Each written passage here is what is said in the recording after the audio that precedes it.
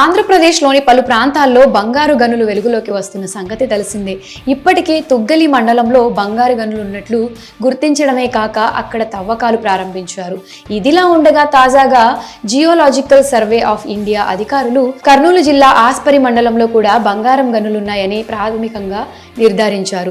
సాధారణంగా కర్నూలు అనగానే అందరికీ వజ్రాల వేటనే గుర్తుకు వస్తుంది. వర్షాకాలం ప్రారంభంలో రైతులతో పాటు రైతు కూలీలు, చుట్టుపక్కల ప్రాంతాల వారు వజ్రాల వేట కొనసాగిస్తూ ఉంటారు. అయితే వారందరినీ ఆశ్చర్యానికి గురి చేస్తూ ఇక్కడ బంగారు గనులు వెలుగులోకి రావడం సంచలనంగా మారింది. ఈ నేపథ్యంలో బుధవారం నిర్వహించిన రాష్ట్ర జియోలాజికల్ బోర్డు సమావేశంలో కర్నూలు జిల్లా డిటి రాజశేఖర్, నంద్యాల జిల్లా ఏడి రామచంద్రలకు సర్వేల వివరాలు తెలియజేశారు. ఆస్పరి మండలంలోని పలు గ్రామాల్లో బంగారం నిక్షేపాలు ఉన్నట్లు ప్రాథమికంగా అంచనా వేసింది.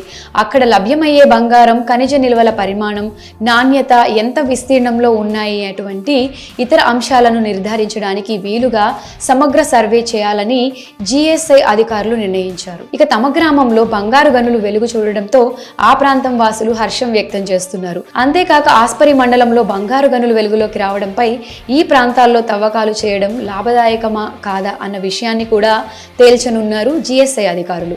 అందుకు అనుగుణంగా ప్రస్తుత ఆర్థిక సంవత్సరంలో సర్వేను పూర్తి చేయాలని జిఎస్ఐ భావిస్తోంది. దీంతో పాటు తాడిపత్రికి 12 కిలోమీటర్ల దూరంలో గ్యాస్ నిక్షేపాలు ఉన్నాయని, వాటి పరిణామాన్ని అంచనా వేసేందుకు ఓఎన్జీసీ సంస్థ సైతం సర్వే చేపట్టనుంది.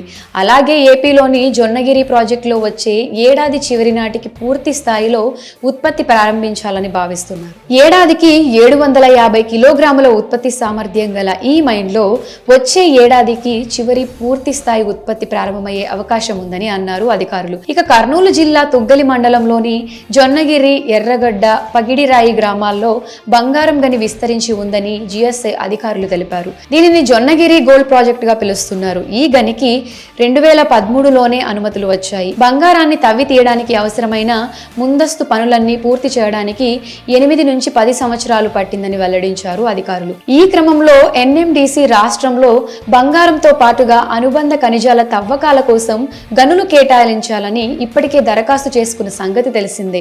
కర్నూలు, అనంతపురం, నెల్లూరు జిల్లాల్లో గనులు ఉన్నట్లు జిఎస్ఐ అధికారులు గుర్తించారంట. వీటిలో కర్నూలు, అనంతపురం జిల్లాల్లోని పెరవలి, బేతపల్లిలో పాటుగా చిత్తూరు జిల్లా రాజగొంగపల్లి, నెల్లూరు జిల్లా కోనేటి రాజుపాలెం గనుల బ్లాక్లను కేటాయించాలని దరఖాస్తు చేశారట.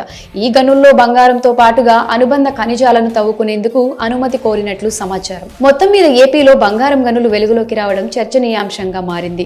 రాష్ట్రంలోని అనంతపురం, కర్నూలు, చిత్తూరు, నెల్లూరు జిల్లాల్లో ఈ నిక్షేపాలను గుర్తించారు. దీంతో ఆ ప్రాంత వాసులు మా దగ్గర కూడా కేజీఎఫ్ స్థాయిలో గోల్డ్ దొరకనుందని చర్చించుకుంటున్నారట.